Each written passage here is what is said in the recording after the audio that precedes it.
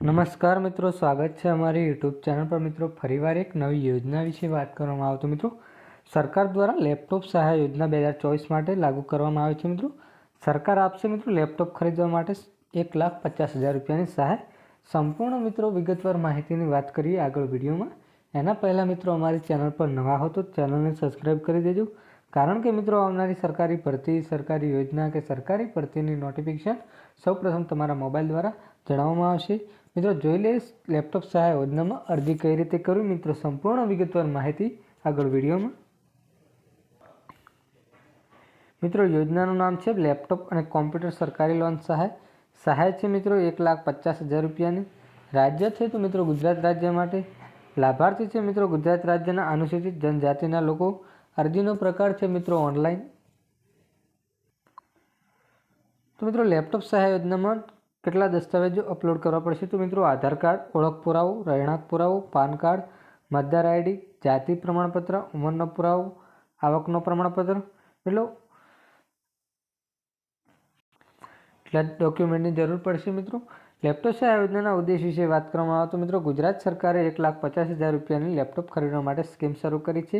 આ લેપટોપ સહાય કાર્યક્રમ વિદ્યાર્થીઓના લેપટોપ ખરીદવા માટે 80% સબસિડી આપશે। વિદ્યાર્થીને કુલ 20% ખર્ચો ચૂકવવો પડશે। આ સહાય દ્વારા વિદ્યાર્થીઓ ઉચ્ચ ગુણવત્તા લેપટોપ ખરીદી શકશે। આજકાલ લેપટોપની કિંમત 15,000 રૂપિયાથી લઈને 1,50,000 રૂપિયા સુધીની છે, જેમાં ટેકનોલોજી આગળ વધી રહી છે।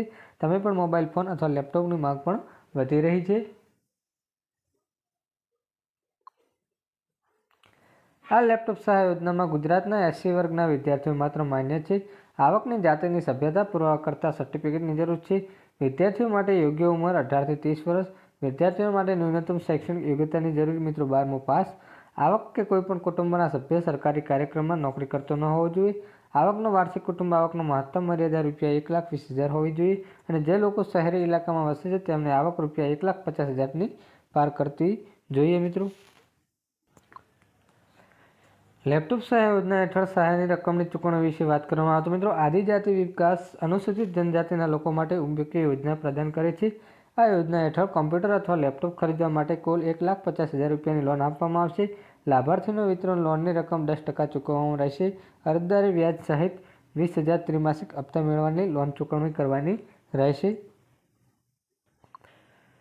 લેપટોપ સહાય યોજનામાં અરજી કઈ રીતે કરવી તો મિત્રો સૌ પ્રથમ પહેલાં આદિજાતિ વિકાસ નિગમ ગુજરાતની અધિકૃત વેબસાઇટ પર જવાનું રહેશે। મિત્રો આદિજાતિ ગુજરાત government.in પર જવાનું થશે। મિત્રો ત્યારબાદ તેમના હોમ પેજ પર લોન માટે અરજી કરો અને બટન પર ક્લિક કરવાનું થશે। મિત્રો હવે ગુજરાત મ્યુનિસિપલ ડેવલપમેન્ટ કોર્પોરેશન નામની નવી કંપની છે। મિત્રો રેકર્ડિંગ અથવા વિકલ્પ પસંદ કરો, તેમાં મોબાઈલ નંબર નાખો અને પાસવર્ડ મળ્યા બાદ એન્ટર કરો।